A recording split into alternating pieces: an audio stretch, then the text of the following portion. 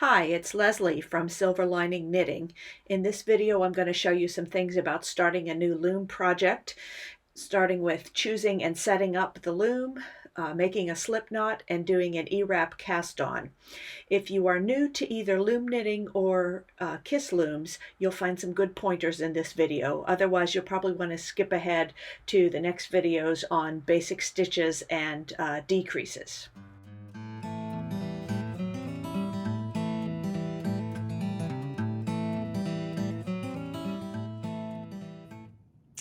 Okay, let's talk about choosing a loom.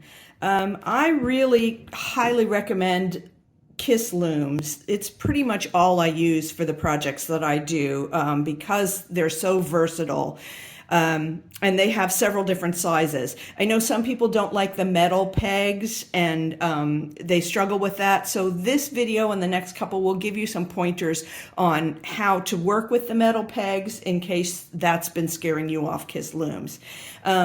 The first thing that you'll consider when picking your loom is the gauge and how wide the pegs are and what kind of yarn you're going to be using. So this Dragon loom has a very wide gauge, you can see. I use this for really bulky 6 and 7 weight yarns to make things like pillows and blankets. This is one of their fine gauge looms. They have 4 different sizes of fine gauge looms. This is kind of one of the in-between ones. This is good for lacy kind of work for finer yarns. I've used this with lace weight yarn. It works particularly well with sport and fingering weight yarns. And then they have a sort of more general loom. This is what's called a small gauge loom. It is actually adjustable. So there are pins and pegs, and they're on separate pieces of wood, so you can put a spacer. They come with these little plastic washers that you can put in between those 2 pieces of wood to adjust the gauge a little bit. So this is a good loom for worsted weight yarns and DK weights, and you could probably even use it for a little bit bulkier yarns if you put some extra spacers in. The loom that I'm going to use for the next couple of videos is actually one that they have discontinued. It was their regular gauge yarn loom, and it's too bad they're not making it anymore. This is the first one I got, and it was very easy for me to learn on because of the space between the pegs, and I could really see what I'm doing, and that's why I want to use it as a demonstration. With the smaller gauges, the pegs are turned sideways, and it's just a little bit harder to see what you're doing. So we will work with this loom for the next couple of videos, and I'm going to do basically a practice swatch with 25 pegs of knitting, and that's the other thing, that when you're choosing a loom for your project, you need to know, how many pegs do I need. I always add a turning peg or an end stitch on both ends of my rows. So we're going to do basically a 25 stitch chart, and then I've added a peg on each end for 27 pegs to do these next couple of videos. And I've put markers on my end pegs, so it's very easy for me to see that I've got the right number of stitches on the row and I haven't dropped one off the end.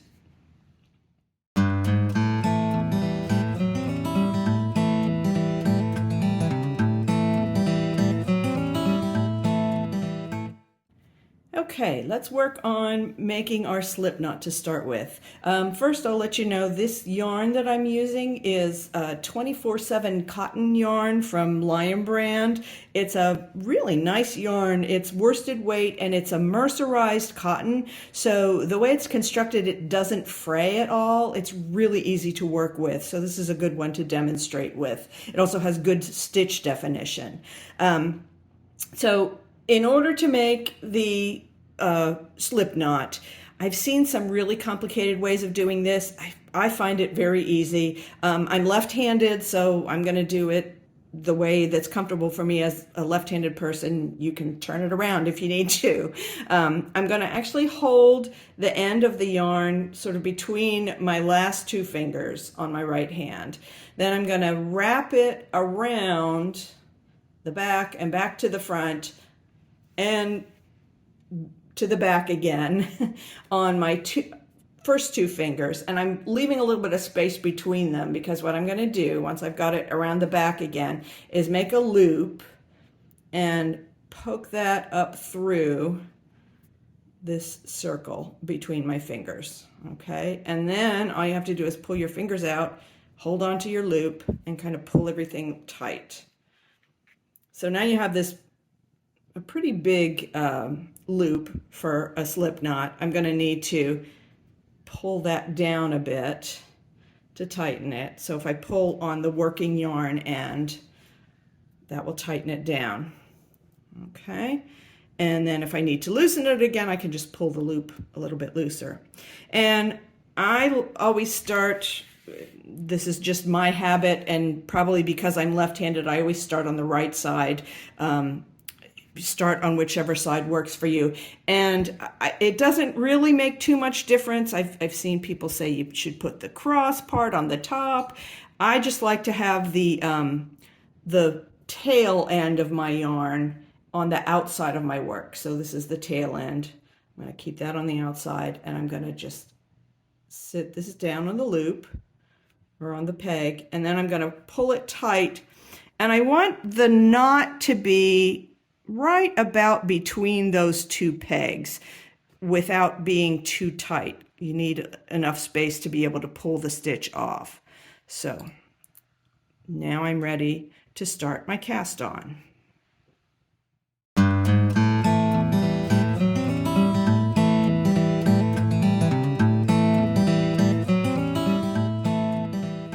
I find an E-wrap cast on to be the easiest to do, and it also leaves you with your cast on row being a little bit loose, so that if you are wanting later to seam the edge, or if you want to add crocheted border to the edge, your stitches are loose enough that you can work with them. And as I said, we're going to do 25 stitches plus one on each end, so I'm actually going to wrap 27 pegs, which includes the one that I just put the slip knot on. So I'm just going to E-wrap, which means for a kiss loom, what you have to do is go behind the pin and in front of the peg. So I come around to the side that I'm working toward. Okay, right now I'm working right to left. So I'm going to come around the left side of the pin, and then around the front of it, and then behind it on the right. Then it has to go behind the next pin. Down in front, back around and behind, then around the pin. So when you're working on a kiss loom, you always have to make sure that your yarn goes behind the pin in between. So I come forward on the left side of the peg, around the front, then go to the back, and then behind the next pin. So what you get is this, the wrap looks like a cursive lowercase e. That's where it gets its name from.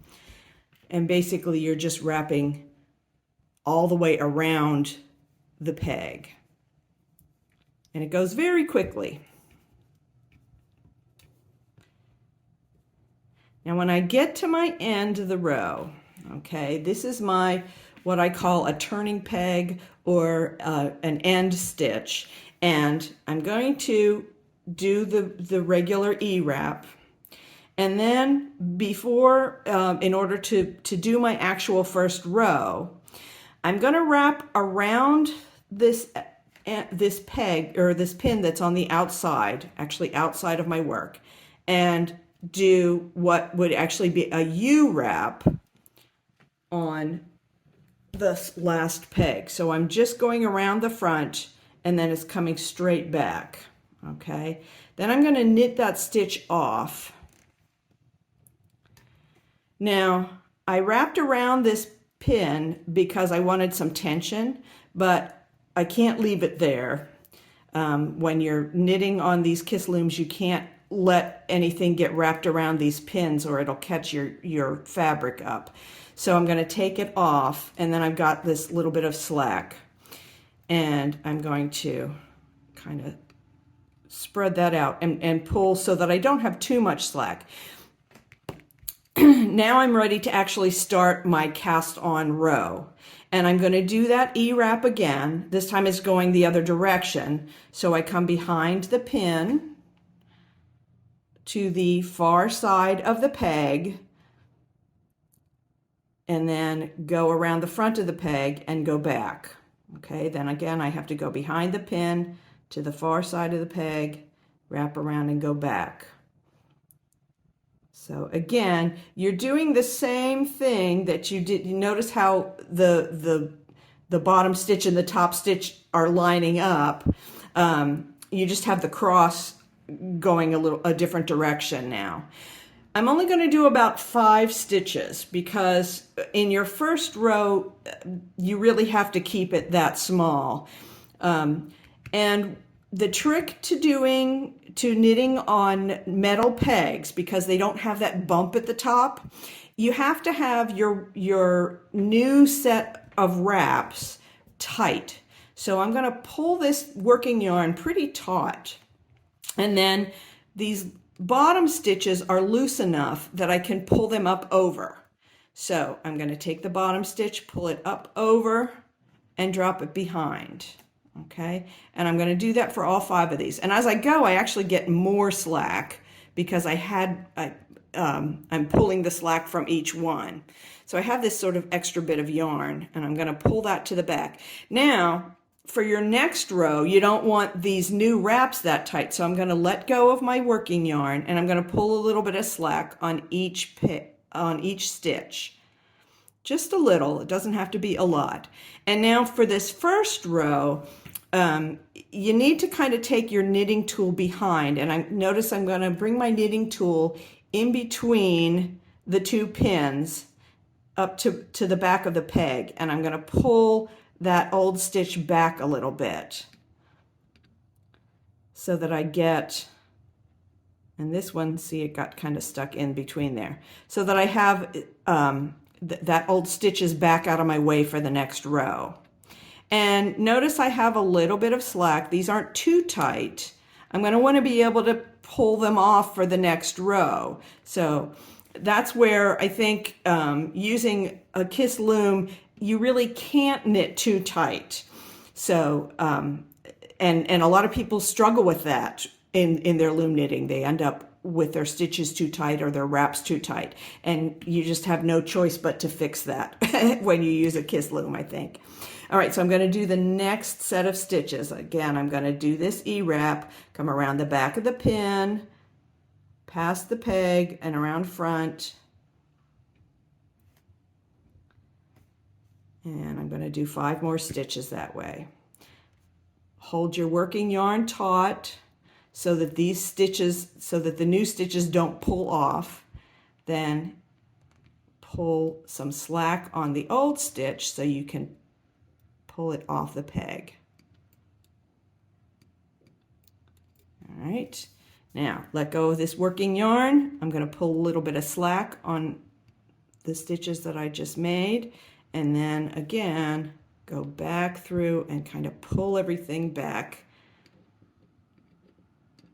It's tedious for this first row because you have to do that for pretty much every stitch. But once you get past that first row, you won't have to do that so much anymore. So it is an important thing to do, though. I think if you don't do this to start with, first of all, it's harder to work your next row, and it's just kind of hard to see what you're doing. So again, I'm pulling a little bit of slack on all these new stitches, and then I pull everything back here.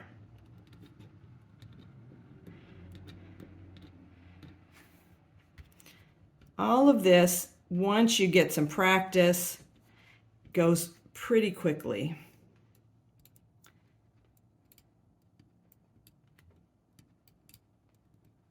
knit them all off, pull a little slack,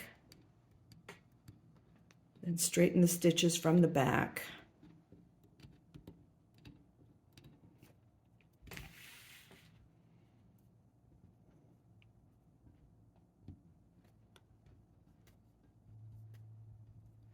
I'm not going to do my very last stitch in the row yet because I'll show you that one is special. So I've done all of these with that E-wrap.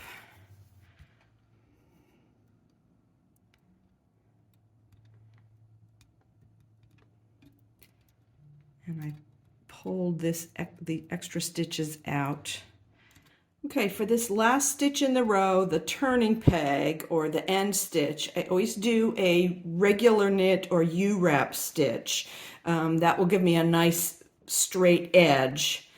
So I'm going to do a U-wrap as opposed to an E-wrap. Instead of coming around the back of the peg and this way, I'm going to come forward on the close side of the peg and make a U-shaped wrap around the peg. And that will give me my end stitch to complete my cast on row. Thanks for watching. I hope this was a useful video for you. The next video will move on to the basic knit and purl stitches.